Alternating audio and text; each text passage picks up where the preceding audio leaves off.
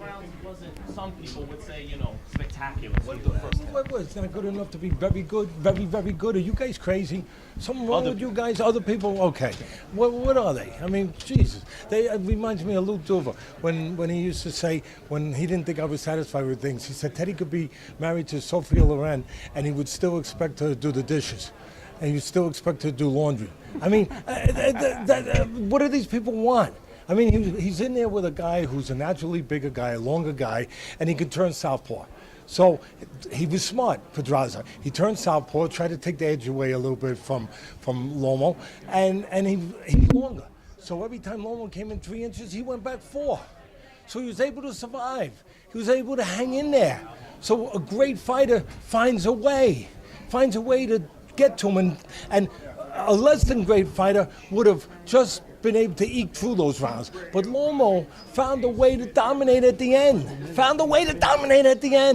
That's greatness. I mean, come on. Are you kidding me? You can't dominate with every fighter. That's called the sweet science in there, baby. These guys know what they're doing. The guy tonight knew what he was doing.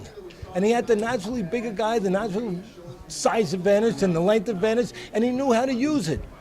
A great fighter, a scientist, Lomachenko, was able to get to him, win the rounds, win just about every round, maybe lost 2 rounds, maybe. And then get to him at the end, put some water in his basement, flood it a little bit, and then go upstairs and come real close to finish him.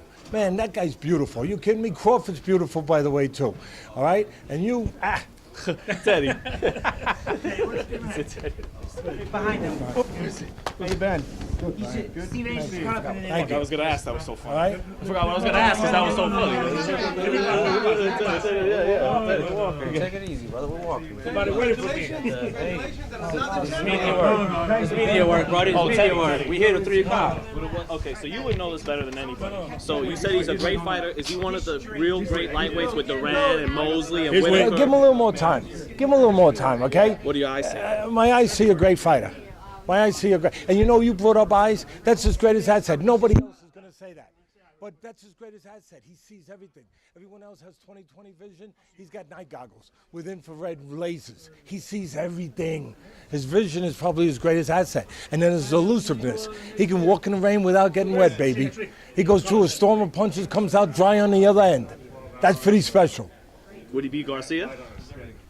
Garcia, listen, you get to a point where when you're fighting really special fighters, and Garcia is another special, that not just the size, but they're also special in skills, in this, in the mindset, all those things. Then it gets to a point where there is a cutoff with how far up you can go in weight.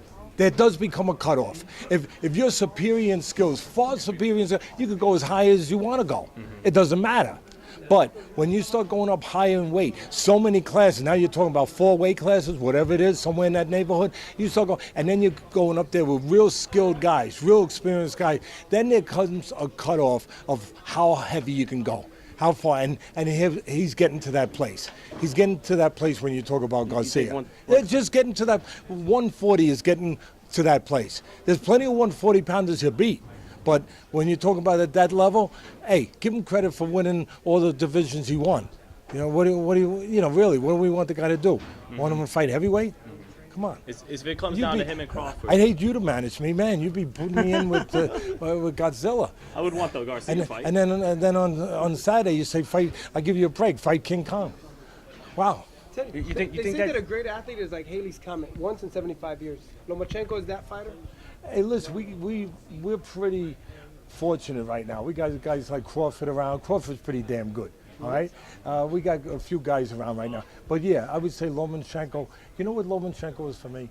He's Tiger Woods, what Tiger Woods was, and it's no accident.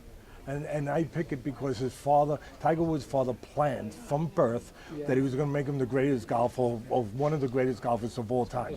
Well, guess what? Lomachenko's father is a genius. He did the same damn thing. He said from birth, this guy's going to be a great fighter. So that's all part of it. And he is great, and he is special. There's no doubt about it. And today I got to ask you about the heavyweights. Does Wilder win that rematch with Fury? I know you thought Fury won the fight last weekend. Yeah, listen, it's not the worst. It's not like some of the decisions we say. It's not the worst where you go crazy. I mean, 2 knockdowns do the math. You catch up a little bit, right? So it's not the worst that you've ever seen in this sport that can be pretty bad. Pretty bad sometimes.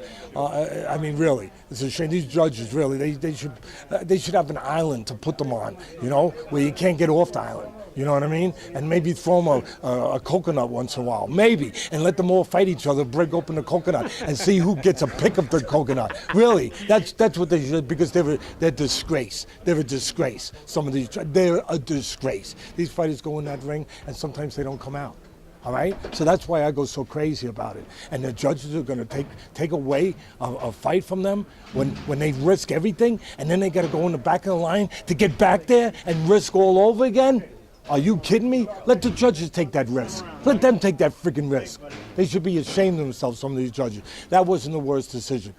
But the thing with that is, you know, to a certain extent, you could say that Wilder gets exposed a little bit. I mean, of his lack of technique. I mean, we know he's got the power. We understand the power that he's got. Nobody denies that. Punches, as I always say on ESPN, or used to say when I was broadcasting regular on downstairs at the ringside, is that they are born. They're not made.